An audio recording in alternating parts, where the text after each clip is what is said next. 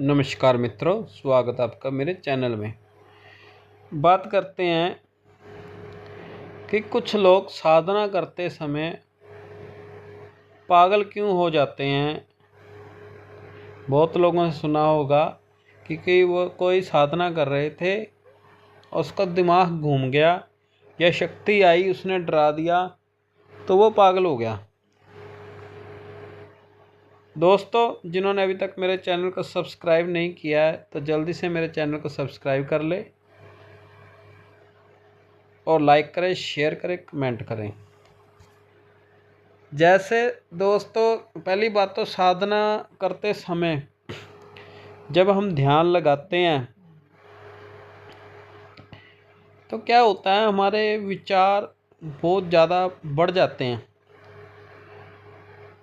हमें अपने शत्रु, अपने मित्र, अपने प्रेमी, अपने घर के रिश्तेदार या किसी लड़ाई हुई है या किसी से पैसे लेने हैं या फिर अमीर बनना है, सपने बहुत बड़े बड़े उस हिसाब से, या देवी देवताओं के उस हिसाब से हम विचार हिसाब से हमें दृश्य बहुत बड़े बड़े दिखाई देने लग जाते हैं।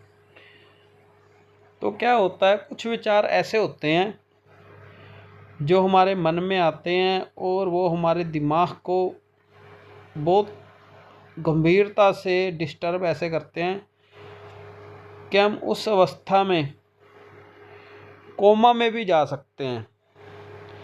अब जो लोग कोमा में जाते हैं, अब जैसे कोई सो रहा है तो वो कहते हैं भी सोते सोते उसको पता नहीं क्या हुआ रात को कि भाई वो कोमा में चला गया, या साधना में बैठा था वो कोमा में चला गया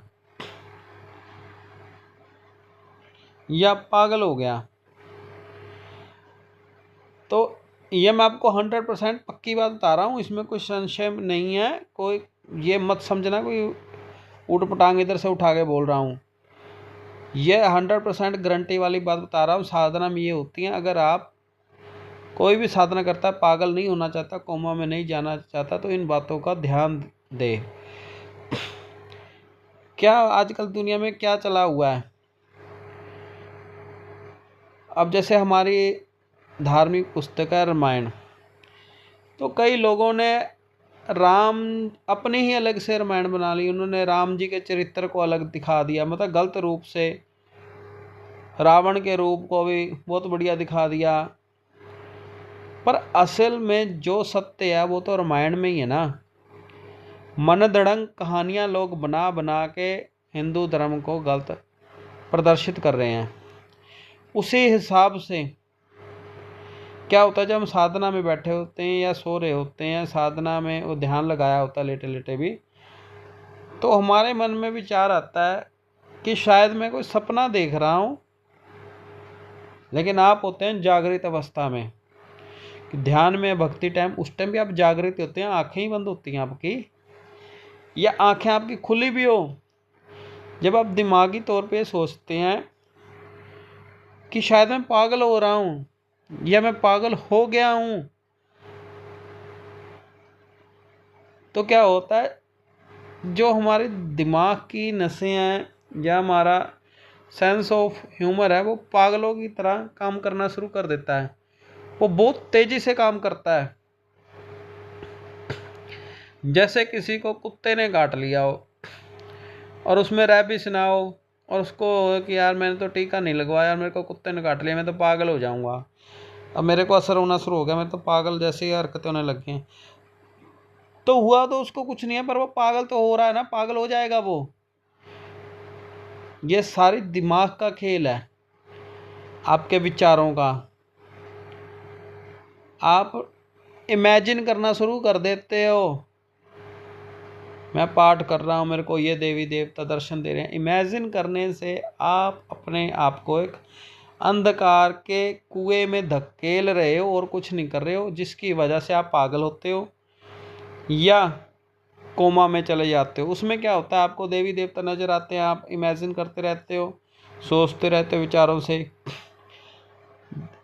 आपका शरीर जागृत है। तो वहाँ से क्या होता है, डिस्टर्बेंस होती है आपके माइंड में, आंतरिक शक्ति में, और आपको लगता है कि असल में वैसा हो रहा है, पर वो हो नहीं रहा होता। तो आप उसी कंडीशन में रह जाते हो। जैसे पागलों का दौरा पड़ता तो पागल हो गए। अगर कोमा वाली सिचुएशन सोच रहे हो तो कोमा में चले जाओगे। अगर उसमें आपको कोई हिला जुला भी रहा है, आवाज़ दे रहा है, तब भी आपको उसी तरह के सपने आने शुरू हो जाएंगे। जैसे रात को बाथरूम का प्रेशर होता है और आपको क्या होता है, सपने कैसे आएंगे कि भाई पानी पीने की प्यास लगी है जैसे, या पानी झरने दिखने शुरू हो जाएंगे। ठीक है, बाथरूम का प्रेशर बढ़ता है तो सपने में ऐसे दिखा कि बाथरूम आया है, बाथरूम करने जा रहे हो कहीं पे, तो उसी से संबंधित सपने आने शुरू हो जाते हैं। जैसा हम सोचते हैं या जिस चीज़ का वेग होता है उसी से संबंधित हमें सपने या कृतियाँ या इमेजिन होना शुरू हो जाता है। इसलिए जब भी साधना करें अपने दिमाग को स्टेबल रखें कि हाँ भाई, अपने दिमाग को जो असल में है उसी को माने, अपनी तरफ से कोई भी आकृतियाँ ना बनाए, कुछ भी सोचें ना जिसकी वजह से आप पागल भी हो सकते हैं, कोमा जैसी हर कंडीशन में भी जा सकते हैं। तो इन वजह से ही लोग पागल होते हैं, और कोई वजह नहीं होती है कि कोई देवी आया, कोई देवता आया, कोई शक्ति आई, उसने आपको पागल कर दिया। हाँ, कुछ प्रेत जरूर होते हैं जो पागल कर सकते हैं, पर देवी देवता पीर पैगंबर किसी को पागल नहीं करते हैं। भूत प्रेत जरूर पागल कर सकते हैं, क्यों ऐसी कंडीशन वो पैदा कर देते हैं। और अब ट्रंप को देख लें तो ट्रंप भी पागलों जैसी हरकतें कर रहा है, वो इमेजिनिंग करके सब कुछ कर रहा है। पागलों जैसी हरकत कर रहा है तो पागल ही हो। अब क्या कर रहा है वो, मैं उस देश पे कब्जा कर लूँ, उस देश पे कब्जा कर लूँ। अब साधना में भी यही होता है, जब साधना के पूर्ण करने में होता है तो हम कहते हैं मैं ये कर दूंगा, मैं वो कर दूंगा। जिससे होता क्या है, चलो आपकी साधना सफल हो भी गई, आपको शक्ति मिल भी गई, पर वो शक्ति आपका विनाश कर देगी। अब इसी वजह से ट्रंप का और अमेरिका के वासियों का भी इसी तरह से पतन हो जाएगा। क्यों, गलत आप नीति से चलेंगे तो आपका भी पतन होगा। साधना कर रहे हो, शक्ति मिलेगी, पर शक्ति का उस हिसाब से सोचें भी हमने क्या ऐसा इस्तेमाल करना है, सदुपयोग करना है, नहीं तो वो शक्ति आपका ही विनाश कर देगी। अगर आपके विचार हैं किसी का विनाश करने के, तो आपकी शक्ति आपका ही विनाश कर देगी, जैसे रावण के साथ हुआ। अब जैसे आने वाले समय में ट्रंप के साथ, अमेरिका के वासियों के साथ होगा। अब अनचाहे ऐसे दुश्मन पैदा हो जाएंगे जिसकी वजह से अमेरिका का नामो निशान मिट सकता है आने वाले समय में। क्योंकि अगर हम किसी के साथ ज़बरदस्ती करेंगे तो उनमें से ज़रूर कोई एक ऐसा उठेगा जो कि विनाश कर देगा। इसलिए साधना करते समय या साधना की शक्ति प्राप्त होने पे उसका सदुपयोग करें, लोक कल्याण में प्रयोग करें, जिससे आप भी सुरक्षित रहेंगे, आपके घर के भी सुरक्षित रहेंगे, और कोई पागल होने जैसी या विनाश होने जैसी या नाश होने जैसी कोई संभावना ही नहीं पैदा होगी। तो मैंने ये सिर्फ ट्रंप की फ़ोटो इसलिए लगाई थी कि आप समझ सकें कि क्या क्या कंडीशन हो सकती हैं। और जैसे ट्रंप तो पागल हो ही चुका है,